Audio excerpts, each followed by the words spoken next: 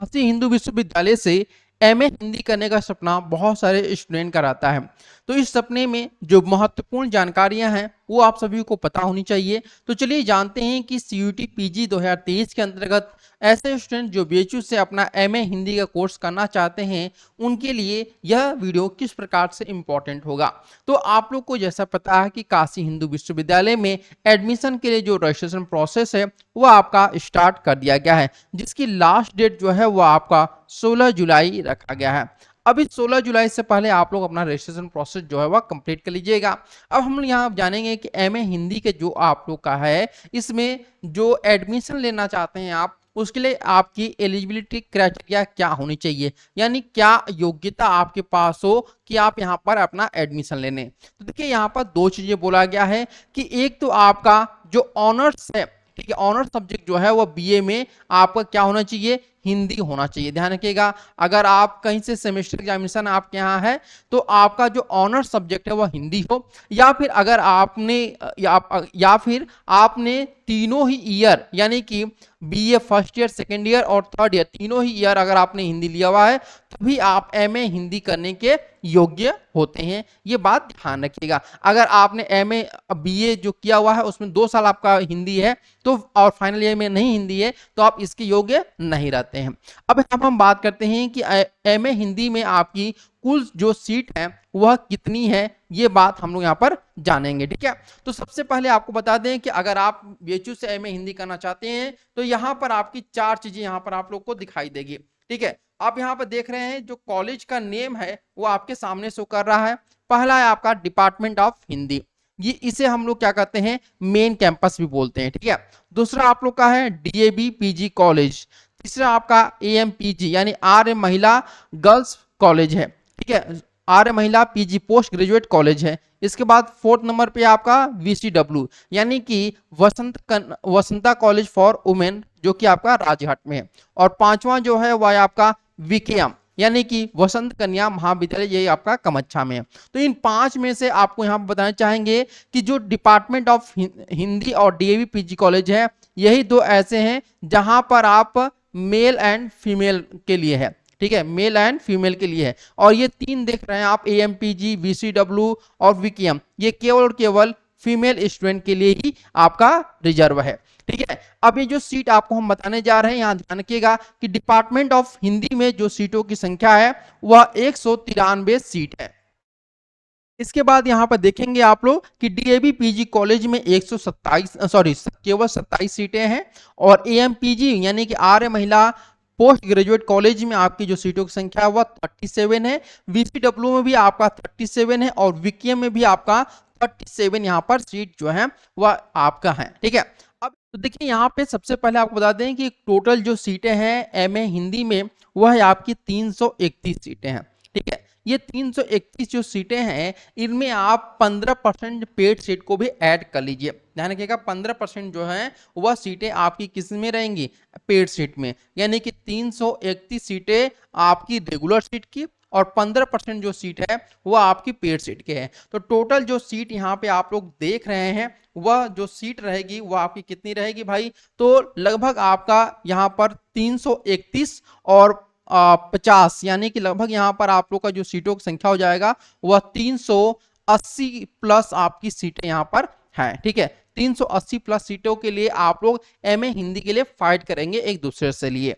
अब यहाँ पे ध्यान रखिएगा कि ये 380 सीटें जो हैं इसमें आप लोग का 25% जो सीट है वह आपका इंस्टीट्यूशनल प्रेफरेंस के लिए है, यानी कि जो बीएचयू के एक्स स्टूडेंट हैं उनके लिए ये सीटें जो हैं वह आपकी रिजर्व रहती हैं। ठीक है, ध्यान रखिएगा बीएचयू के जो एक्स स्टूडेंट हैं जिन्होंने अपना यूजी जो है वह बीएचयू से ही किया हुआ है तो उनके लिए ये सीटें 25% रिजर्व रहती है। और उनका जो कट ऑफ है वह भी आप लोग का अलग आता है।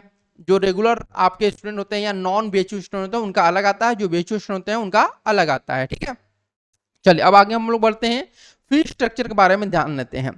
देखिए एक एक करके हम फी स्ट्रक्चर आप लोग को बताएंगे। यहाँ पर सबसे पहले हम बात करते हैं मेन कैंपस का। तो मेन कैंपस में जो रेगुलर फी है वो आपकी 2582 रुपए है, ये आपका पर सेमेस्टर फीस है।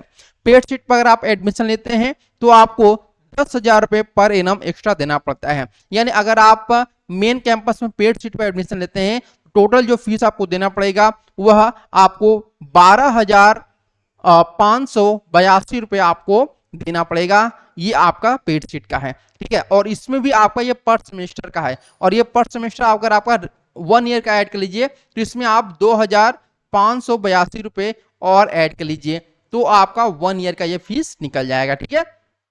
अब हॉस्टल फीस की बात करते हैं तो मेन कैंपस में अगर आप एडमिशन लेते हैं तो वहां पर आपको हॉस्टल की फीस जो है वह 4,875 रुपये लगता है, ठीक है।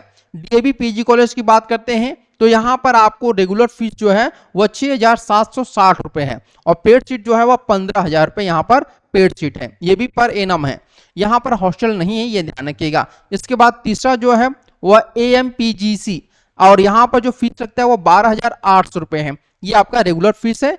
पेड सीट आपका जो है वह 10,000 रुपये है, और इसमें भी आपका हॉस्टल सुविधा नहीं है। फोर्थ नंबर पे है जो वह विकेएम है, और इसमें जो रेगुलर फीस है वह 9,600 रुपये है। पेड सीट जो है वह 10,000 रुपये है, और यहाँ भी हॉस्टल सुविधा नहीं है। पांचवा जो है आपका VCW में रेगुलर फीस जो है वह आपका 11,200 रुपये है। पेड सीट का जो फीस है वह 10,000 रुपये, और हॉस्टल फीस जो है वह 97,000 रुपये 1 ईयर का यह फीस आप लोग यहाँ पर देख रहे हैं। जी हाँ, बिल्कुल 1 ईयर की फीस जो है वह 97,000 रुपये है, ठीक है। जिसे इसका जो आपका VCW का हॉस्टल है उसका नाम है वसंत आश्रम, और वसंत आश्रम 2 यहाँ पर अब बन चुके हैं, तो उसमें अलग अलग आप लोग को हॉस्टल प्रोवाइड कराया जाएगा, ठीक है। तो ये था फी स्ट्रक्चर के बारे में। अगर इससे संबंध कोई भी क्वेश्चन होगा तो आप लोग कमेंट जरूर करिएगा। अब हम बात करते हैं कट ऑफ मार्क्स के बारे में। तो देखिए कट ऑफ मार्क्स जो आप लोग का रहेगा, उससे पहले आप लोग ध्यान रखिएगा कि जो पेपर का लेवल था वह किस प्रकार का आपका पेपर का लेवल था। इसमें आप लोगों को बता दें कि आप लोग का जो एमए हिंदी का पेपर था वह सबसे पहले आपका पहला दिन था वह 9 जून को हुआ था, दूसरा जो पेपर हुआ था वह आपका 27 जून को, और तीसरा पेपर जो हुआ था वह 2 जुलाई को हुआ था। तो इस प्रकार से आपका जो कट ऑफ मार्क्स आएगा वह नॉर्मलाइजेशन के अकॉर्डिंग आएगा, ठीक है। किसके अकॉर्डिंग? नॉर्मलाइजेशन के अकॉर्डिंग आप लोग का जो कट ऑफ है वह जारी किया जाएगा। अब यहाँ पर देखिए कि जो पेपर का लेवल अगर हम देखेंगे तीनों में ही, तो वह किसी में आपका मीडियम था, किसी में हार्ड था। तो हम यहाँ पर पेपर का लेवल कह सकते हैं कि मीडियम टू हार्ड था, तीनों पेपर को मिला करके अगर हम बोले तो, ठीक है। अब यहाँ पर जो कट ऑफ आपका जाएगा वो इस प्रकार से जाने वाला है कि अगर आप यहाँ पर जनरल से बिलोंग करते हैं और नॉन बेचू स्टूडेंट है तो आपको 285 मार्क्स रहने चाहिए। ये जो मैं कट ऑफ बता रहा हूँ वह केवल केवल आपका मेन कैंपस के लिए बता रहा हूँ। एफिलिएटेड कॉलेज में इससे कम कट ऑफ आप लोग की जाने वाली है, ये बात ध्यान रखिएगा। ये केवल आपका मेन कैंपस का है, और एफिलिएटेड कॉलेज की जो कट ऑफ है वह नीचे ही जाएगी। तो जनरल की 285, बेचू स्टूडेंट का 270 तक जाएगा, ईडब्ल्यूएस का जो है वह 275 तक, और बेचू स्टूडेंट का 260 तक, ओबीसी का 265, और बेचू स्टूडेंट का 250 तक जाएगा।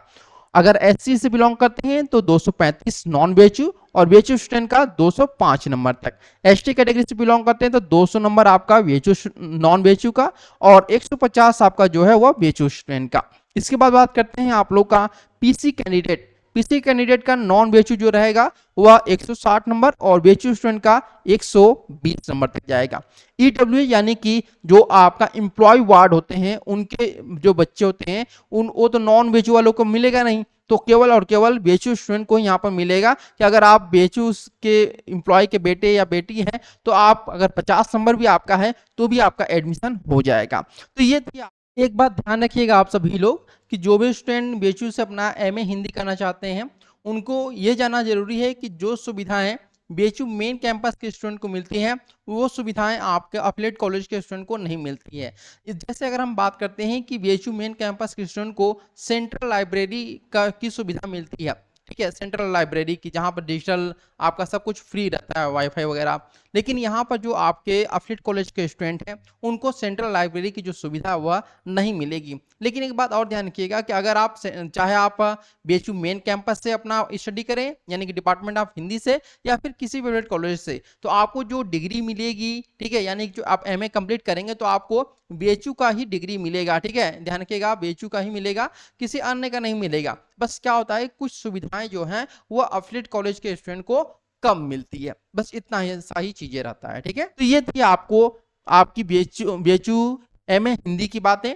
अगर इससे संबंधित कोई भी आप लोग के पास डाउट हो, कोई भी इंफॉर्मेशन है जो मिस हो चुका है हमें और आपको पता है, तो आप लोग कमेंट करके जरूर उसे बताएं। तो आज के लिए इतना ही। अगर आप किसी और भी सब्जेक्ट के स्टूडेंट हैं तो आप हमें कमेंट करिएगा, हम कोशिश करेंगे आपके उस सब्जेक्ट के बारे में भी कट ऑफ मार्क्स और इसी प्रकार की डिटेल आप लोग को प्रोवाइड कराएं। आज के लिए इतना ही। अगर वीडियो पसंद आए तो जरूर इससे आप लोग अपने मित्रों में शेयर करिएगा और लाइक जरूर कर दीजिएगा। Thank you so much for watching this video.